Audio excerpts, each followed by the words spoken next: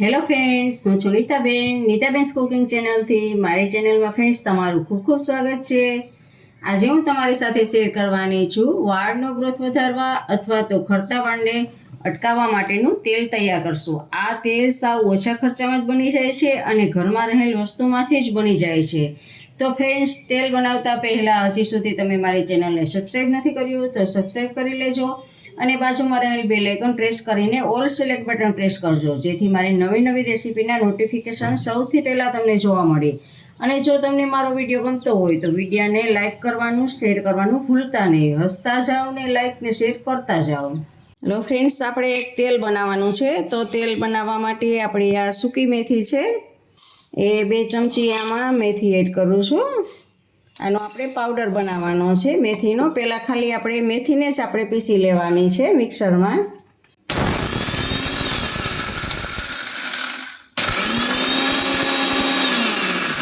જુઓ ફ્રેન્ડ્સ, આપણે આ મેથી અધકચરી પીસાઈ ગઈ છે. જુઓ, આ દળદળી પીસાઈ ગઈ છે. તો હવે આમાં આપણે લીમડાના પાન 6 થી 7 ડાળી આપણે લીમડાના પાન એડ કરશું આમાં. અને એમાં એની જોડે આપણે 2 ચમચી મેથી હતી તો 2 ડુંગળી, મીડિયમ સાઇઝની ડુંગળી છે. આપણે ચાકુ છે ને કુંવર આપણે લીધું છે, તો કુંવર સમારવા માટે મેં આવું આ જુદું છાવ આપણે ચાકુ લીધું છે, જેનો આપણે ક્યારેય ઉપયોગ ના કરતા હોય એવું ચાકુ લેવાનું છે.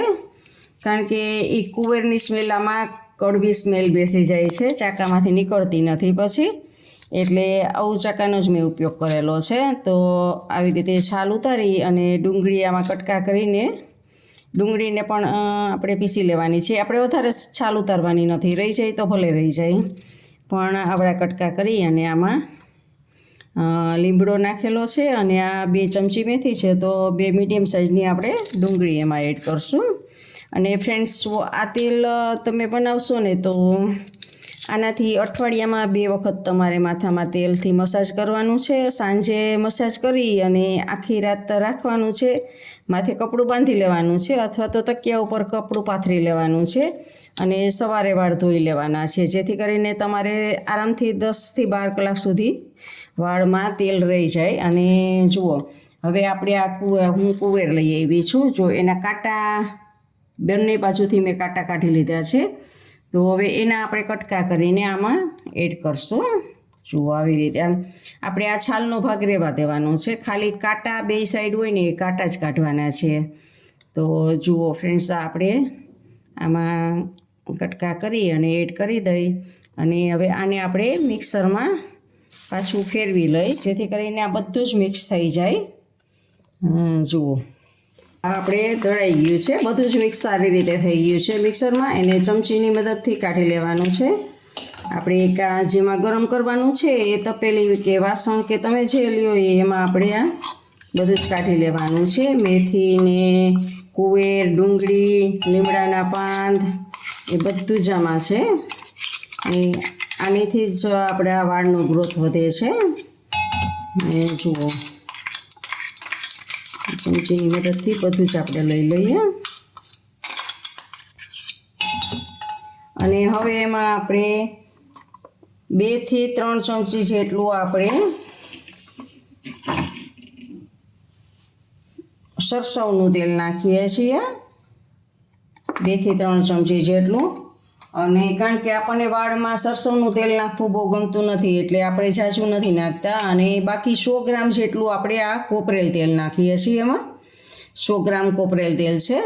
અને આ બધું જ આપણે મિક્સ કરવાનું છે અને ગેસ ઉપર ચડી અને ઉકાળવાનું છે. આને ચડાવીને પહેલાં નીચે જ સારી રીતે આને મિક્સ કરી દઈએ. જુઓ ફ્રેન્ડ્સ, ગેસ સ્ટાર્ટ કરીને એની ઉપર આપણે આને રાખ્યું છે અને આને ઉકળવા દેવાનું છે. સારું એવું ઉકાળવાનું છે આને. અને આપણે અત્યારે હલાવતા જઈએ, જેથી કરીને નીચે ના બેસે. અને જુઓ, વચ્ચે વચ્ચે હલાવશું આપણે અને આને સારું એવું ઉકળવા દેશું.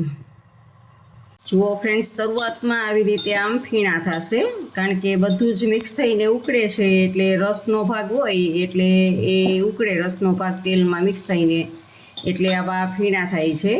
તો ફીણા થાય તો તમ તારે કાંઈ ચિંતા કરવાની જરૂર નથી, આમાંથી જ તેલ સરસ આપણું બનશે. તો જુઓ આ ફીણા તો થશે જ આવી રીતે આમ, અને પછી એકદમ સરસ એવું તેલ આપણને મળશે. અને આમને ઉકાળવાનું છે. જો વધારે ગેસ હોય ને આમ ઉભરાતું હોય તો થોડોક ગેસને ધીમો કરવાનો છે, પણ સારી રીતે આને ઉકાળવાનું છે. જુઓ ફ્રેન્ડ્સ, આ બધો જ મસાલો આપણે જે આ પીસીને નાખેલો છે એ બળી જાય ને આવો ત્યાં સુધી કરવાનું છે. જુઓ હવે આપણે ગેસને બંધ કરી દેવાનો છે, અને જુઓ આપણે આ એકદમ બ્લેક જેવું થઈ ગયું છે ગ્રીનમાંથી. જુઓ મસાલો બધો જ બળી ગયો છે. આપણે જે બધું કુવારપાઠું ને લીમડો ને મેથી ને બધું નાખેલું હતું ને, જો એકદમ બ્લેક થઈ ગયું છે એ બધું. એટલે બધું જ આ તેલમાં એનું બધા જ તત્વો આવી ગયા છે. તો હવે આને આવી રીતે આમ થોડીક વાર ઠરવા દઈએ, પછી આપણે ગરણાની મદદથી ગાળી લેશું.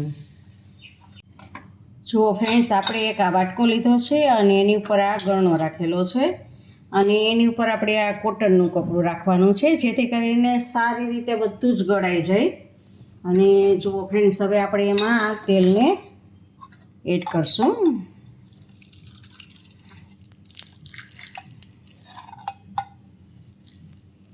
જુઓ ફ્રેન્ડ્સ, આવી રીતે આમ બધું જ નિતારી લેવાનું છે.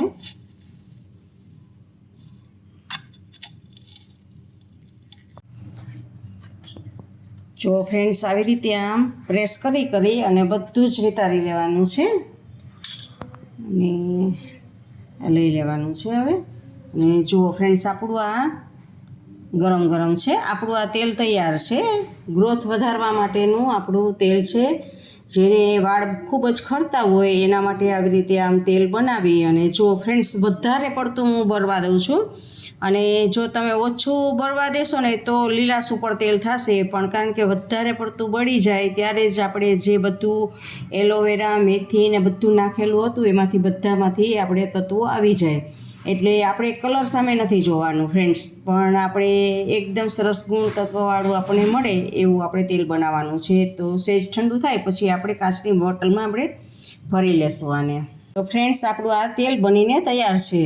જે ગ્રોથ વધારવા માટે અથવા તો ખરતા વાળ માટે આપણું આ અક્ષી ઇલાજ છે. આ તેલથી તમે અઠવાડિયામાં 2 વખત તમે યુઝ કરશો તો તમારા 6 થી 7 મહિનામાં ઓલરેડી એકદમ ઘટાદાર તમારા વાળ થઈ જશે.